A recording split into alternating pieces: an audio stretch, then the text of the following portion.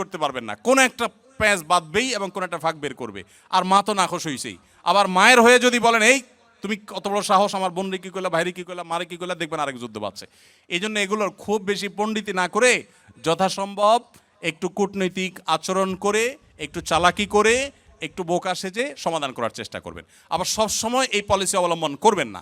এখন মুশকিল হলো, শিখাই দিলে মহিলারাও এগুলো শুনে ওয়াজ, তারাও শিখা যায়।